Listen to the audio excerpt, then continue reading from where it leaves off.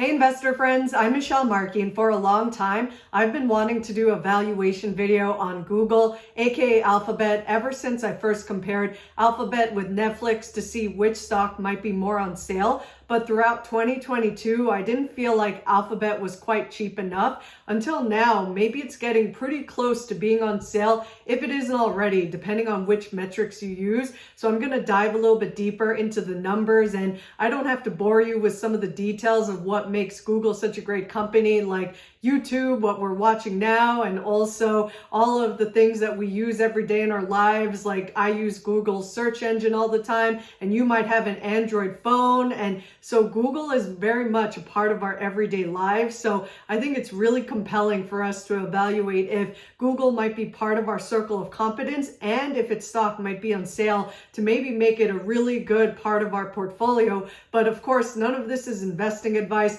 I'm just trying to figure out a stock that I really like, and I hope that my valuation calculations will help you, but I'm not guaranteeing that they're correct. They're just a couple of attempts at trying to figure out what Google might actually be worth. So if you appreciate learning about stocks and trying to figure out what they're worth, please be sure to like and subscribe to my video and YouTube channel, and let's get into Google's valuation. And at the time I'm recording this, Alphabet was trading between $102 to $103 per share, which means it's down by 29% year to date and down by 32% compared to its 52-week high. And just because Google's stock price is down by about a third doesn't necessarily mean it's on sale by that metric alone, but it's a clue to start looking into Google's fundamentals, like digging up their 10K annual reports and looking at the figures to see if it could actually be on sale. So I wouldn't put so much weight on how much the stock price could be down in any given year, but rather look below the covers and see if you can figure out that this stock might actually be on sale. And as you probably know, Google had a stock split of 20-1 on July 15, 2022. So it used to be, if Google stock price is $103 now, it used to be $2,060. So that was Google's previous stock price earlier this summer as an example, and now we're trading in the $100 range or so. So just keep all that in mind if you need to somehow adjust some figures, if you're doing some of your own calculations.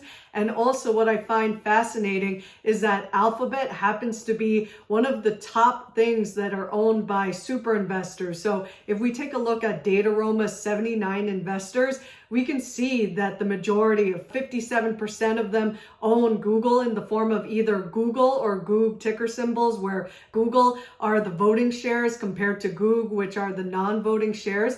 And it looked pretty evenly split, where 32 super investors own Google compared to 31 super investors owning Goog. But if we take out the duplicates, it turns out that it's 45 super investors that own either Google or Goog, and that's a lot. And the second most owned seems to be Meta, where over the last couple of quarters, both Alphabet and Meta, or formerly Facebook, are some of the most owned and bought stocks. And so I find that really interesting. And it just so happens to be that Google might be the second cheapest compared to Meta. So if we look at some of the original FANG or NAM or MAN stocks, it looks like Google and Meta happen to be among the best value for what you're paying, but that doesn't necessarily mean they're the best stocks you should own. You should definitely do your own homework to see if these companies are not only within something you're capable of understanding, but also if they sit well with your ethics, because I know some of them have been coming under fire lately with some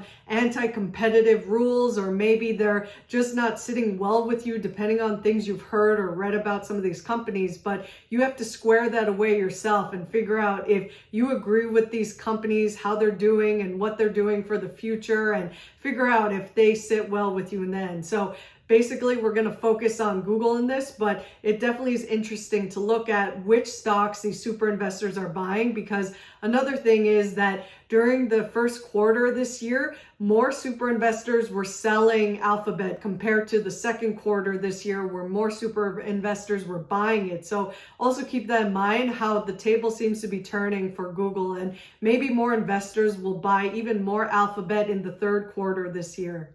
And finally, the two investors who might own Google also wrote books that contain valuation formulas on which I base my calculations for Google. And they include one of my favorites, Phil Town, and he co-wrote this book, Invested, with his daughter, Danielle Town. And I love listening to their Invested podcast. And from this book, I'm going to have done calculations of margin of safety, payback time, and also 10 cap, or also known as owner earnings calculations. So those are three methods. And then the last one is from this investor named Adam Cecil, who's from Gravity Capital Management. And I met him at the Markel shareholders meeting and bought his book. And I was surprised to learn that this is a good way to figure out value 3.0, as he calls it, where we're trying to still live up to the principles of Warren Buffett, but try to apply them to tech companies like Google. And so I found his insights really valuable as well. And so based on these authors' valuation calculation methods, I'm trying to come up with a value of Google that I think would make sense. And I hope that some of these numbers make sense, but I might be a little bit rough around the edges when it comes to Adam's formulas that I'm still trying to work out, but hopefully they're close enough for today's video. And while I was doing these valuation calculations, I had to think about what is Google's normal earnings potential, because these last couple of years have been especially weird, with most people being stuck at home throughout 2020 and 2021, and the economy being either shut down or dysfunctional. And also interest rates were especially low over the last 2 years. And now that the Federal Reserve is hiking interest rates fairly aggressively, I doubt that most companies, including Google, will be able to put up the same kinds of numbers that they did in 2021 when fiscal and monetary stimulus were at their highest. So I take 2021's 10K results with a grain of salt, and I put a little bit more weight to the 2020 results because maybe those figures are a little bit more sustainable going forward. But I did some calculations using both 2021 and 2020 numbers, so just to have a range to compare. But if I looked at 2021's figures and doing something like the payback time, free cash flow, and also net income calculations,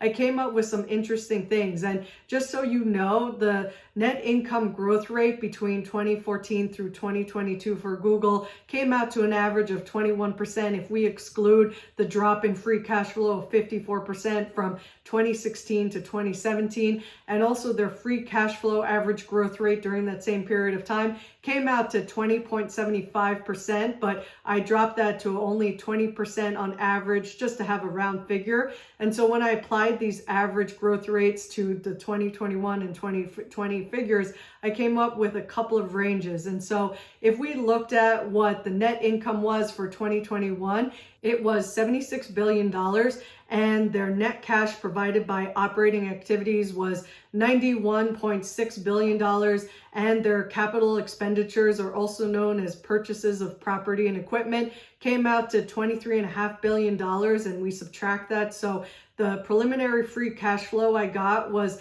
$68 billion for Google for 2021, compared to the net income for 2020 was $40.27 billion, and their net cash was $65 billion, and their capex came out to $22.3 billion, which we subtract to get a free cash flow amount of about $42.8 billion. So if I apply a windage growth rate of 20% free cash flow to the free cash flow amount of $68 billion, that came out to a valuation of $101.85 per Google share, which is pretty good. That's right around where we are now.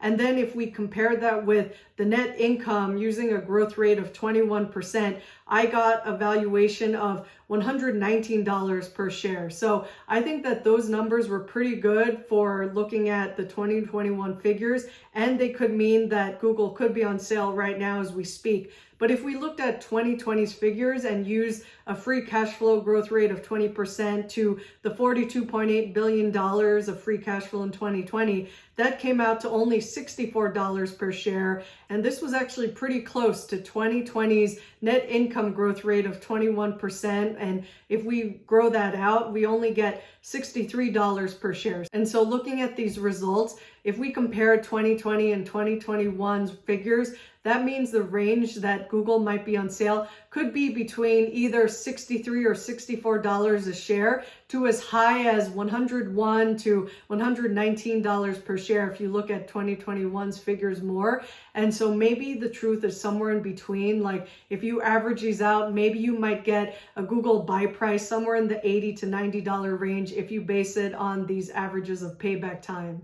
And then when I did the 10 cap using owner earnings calculation, I got especially low share buy prices. So even though I'm going to tell you these, I don't give much weight to them because they're so unrealistically low that it would be impossible most likely for us to wait to have Google come down to these numbers before we buy them. So I kind of throw these off to the side, but just to let you know what they were. For 2021's numbers, I got a share buy price of $41 a share. And for 2020 numbers, I got $20 per share of a buy price. So I don't think those are super realistic, like I said. So let's move on to margin of safety. And when I did the margin of safety calculations, I came up with a better range of potential share buy prices depending on various windage growth rates and also windage price to earnings multiples, and also with a minimum acceptable rate of return of 15%.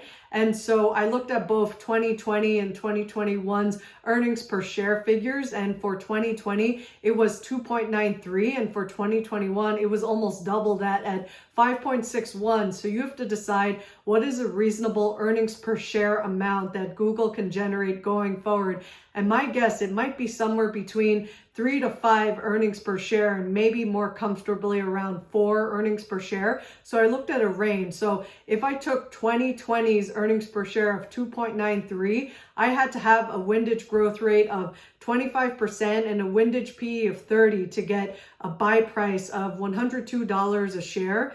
And then if I looked at 2021's $5.61 earnings per share, I came up with a share buy price of $109 if I used a windage growth rate that was a little bit lower at 20% and a windage PE of 25, also lower than what I used for the 2020 figure. So that gave me within a range of between $102 to $109 a share that is acceptable for me to buy Google right now.